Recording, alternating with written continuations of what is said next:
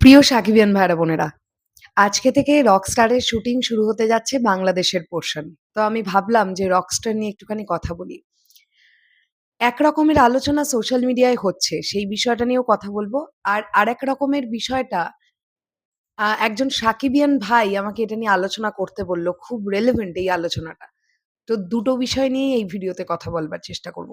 চলো তাহলে একদম দেরি না করে ভিডিওটা শুরু করা যাক।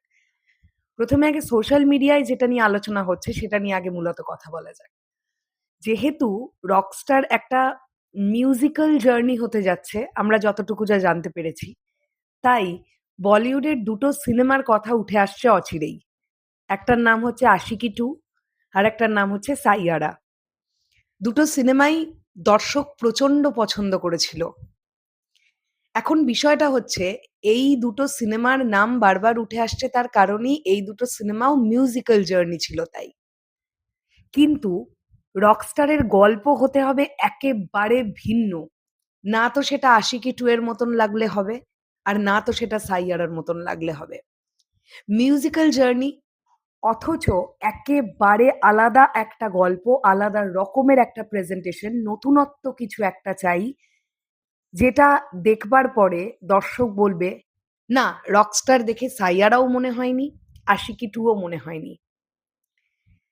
কাজেই আমার মনে হয় যে গল্পটা বলবার ক্ষেত্রে বা গল্পটা যখন লেখা হয়েছিল, মেকার্সরা এই দিকটা অবশ্যই নজর রেখেছেন যে একদম আলাদা কিছু একটা বানাতে হবে তাদেরকে। আমি আশা রাখবো সেই প্রচেষ্টা নিয়েই তারা এগোচ্ছেন। কারণ আজকের ডেটে দাঁড়িয়ে প্রচুর মানুষ প্রচুর সিনেমা দেখেন। আর 'আশিকি 2' আর 'সাইয়ারা' দেখেননি এরকম মানুষ অনেক কম আছেন। কাজেই এক চুলো যদি কোথাও থেকে গল্পের মিল আসে, সেক্ষেত্রে কিন্তু কপি, কপি, কপি, কপি বলে একটা বড় রকমের অ্যালিগেশন এর মুখে পড়তে পারে রকস্টার।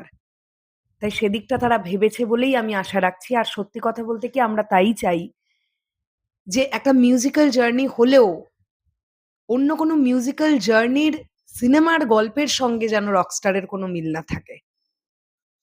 এটা গেল একটা দিক। 2nd যেটা নিয়ে কথা বলব, যেহেতু রকস্টার একটা মিউজিক্যাল জার্নি, তাই গানগুলো দর্শকের হৃদয় ছুঁয়ে যেতে হবে।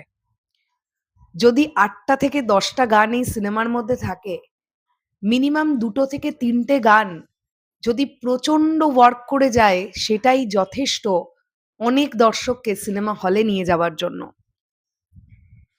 গানগুলো প্রচণ্ড ভালো হতে হবে এবং গানগুলো দর্শক যাতে পছন্দ করে সেই দিকটা টিমকে খেয়াল রাখতে হবে। টিমের মর্জি মতন গান তৈরি করে দিল, সেটা যেমন তেমন একটা হয়ে গেল, দর্শকের পছন্দ হলো কি হলো না সেটা নিয়ে আমরা ডোন্ট কেয়ার, এইটা করলে কিন্তু হবে না। কারণ অবশ্যই রকস্টার বাংলাদেশের জন্য এটা একটা এক্সপেরিমেন্টাল প্রজেক্টই অবশ্যই। কারণ চারিদিকে নানান লেখালেখি থেকে যা জানতে পারলাম, এর আগে বাংলাদেশে এইরকম মিউজিক্যাল জার্নি কেউ ট্রাই করেননি। আজমান রুশো ১ম ডিরেক্টর যিনি এরকম একটা মিউজিক্যাল জার্নির ওপরে সিনেমা তৈরি করতে চেয়েছেন বা করছেন। কাজেই এটা অবশ্যই বাংলাদেশের জন্য একটা এক্সপেরিমেন্টাল প্রজেক্ট। তো সেই এক্সপেরিমেন্টটা যেন দর্শকের ভালো লাগে, সেদিকটাও কিন্তু মেকার্সদের ভাবতে হবে। আমি বলতে চাইছি, প্রীতম হাসান যে ধরনের গানের জন্য প্রচণ্ড দর্শকের কাছে আ অ্যাপ্রিসিয়েশন পান, সেটা হচ্ছে আইটেম নাম্বার বা ডান্স নাম্বার। আমার কিন্তু মনে হয় না প্রীতম হাসান খুব সুন্দরভাবে রোমান্টিক গান করতে পারবেন। কারণ প্রত্যেকজনের জনরা আলাদা হয়।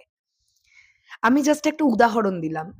বলতে চাইছি এটাই, যে জনরার গানের জন্য যারা পারফেক্ট, তাদেরকে দিয়েই যেন করানো হয়। এইটা একটা চাওয়ার জায়গা কিন্তু থাকলো। এবার বাকিটা মেকার্সরা বুঝবেন ডেফিনিটলি। তবে চলে যাওয়ার আগে এটাই বলব যে এমন কিছুই একটা করুন যেটা দর্শকের খুব পছন্দ হবে। কারণ একটা সিনেমা অল টাইম ব্লকবাস্টার তকমা পেতে গেলে রিপিট অডিয়েন্স ভীষণ দরকার। আর এই সিনেমার গল্প যদি ভালো হয়, প্রেজেন্টেশন যদি ভালো হয়, গানগুলো যদি ভালো হয়, তাহলে এই দর্শক মানে এই সিনেমাটা দেখবার জন্য দর্শক সিনেমা হলে যাবে। তাদের ভালো লাগলে একবার নয় ১০ বারও যাবে। শেষ করলাম ভিডিওটা। আসছি আবার খুব শিগগিরই। তাহলে এখনের জন্যে টাটা।